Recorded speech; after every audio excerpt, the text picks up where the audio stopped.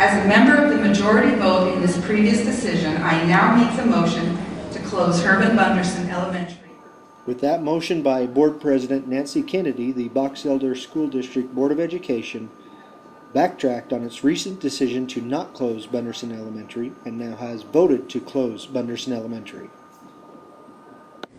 Kennedy, who was a member of the prevailing vote to keep the school open, asked to rescind the previous vote. The decision that was made. This is regarding the vote taken on March 24th regarding the closure of Bunderson. Board member Brian Smith was opposed to the motion. This action, everyone to recognize that we're setting a precedent here. The decision to close Bunderson was a difficult one for Kennedy, and she explained her reasoning behind her change in stance. This is the hardest decision I have ever had to make. It is one that I have wrestled with since coming onto the school board 6 years ago. I have thought about it since we first talked about closing Corinne. I have talked with experts, families, trusted friends, and individuals, and have known for over a year that we needed to close a school in Brigham City. The rationale behind closing Bunderson was an abundance of classrooms in the district. Currently 22 classrooms sit empty between the 5 schools in Brigham City. Some are predicting growth in Brigham, but Kennedy did not see it that way. Gut instinct, if you were. I don't see the boom that's predicted in the next 10 to 15 years. Keeping 5 schools open in Brigham City is a luxury we can no longer afford. We have open classrooms, open space. We are proposing to close the second most populated school in the city. I dearly wish that there was a way to avoid this. We have been elected to make the hard decisions, and this one is as hard as it gets. Even though the vote appeared to be a done deal, Smith appealed to the board to change its mind. In the future, in order to solve our short-term budget problems, we will need to build a new school, and you'll see that happening in a few years. I think it's short-sighted on the board and the district. We're looking at some budget problems that we have right now. It's short-sighted to think that we can solve that with less than $200,000 savings a year to close the school and then turn around and build a school at the cost of $8 million. That doesn't make financial or business sense. Board member Jim Fuller also voted against the closure. I will tell you that I will support, and I know that this board will support the action that is taken. And I would hope the community as a whole will also react in that fashion, because some fences need to be mended. Board member Connie Archibald said the decision to close the school was the right decision.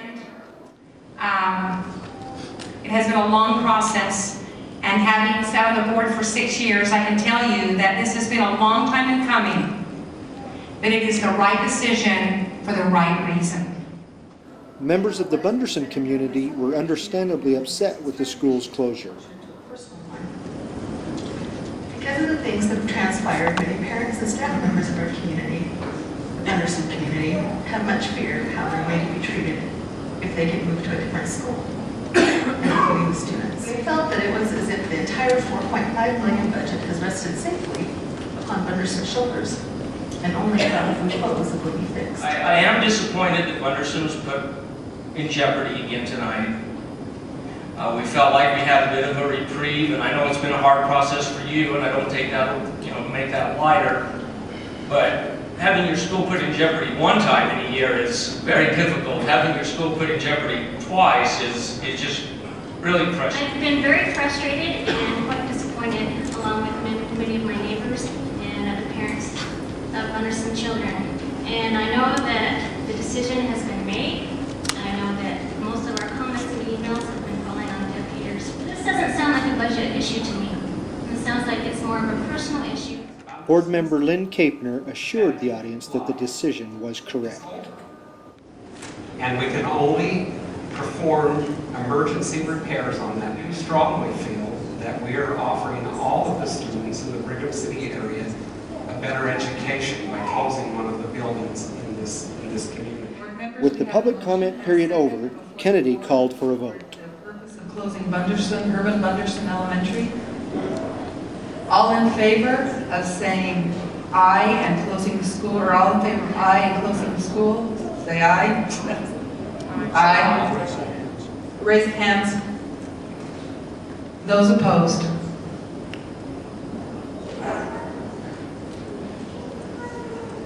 This is not a moment of joy for any of us. We appreciate your concern, and we will do our best to help this district go forward. Bunderson PTA President Christina Weeks was overcome with emotion after the final decision. We knew it was coming. I mean, we've kind of felt it for a long time. I think the decision was, rushed, and I don't feel that numbers were met correctly. We felt attacked. We have felt the whole community come upon us, and we're just trying to come up to breathe. I think if it was any other school, they would be fighting just as hard to keep their school. I hope that we can work together with the schools and our teachers and become as one, because that's what's most important. Transition is going to be rough. I just hope that we all take responsibility and we all step up to the plate and make it the best experience possible.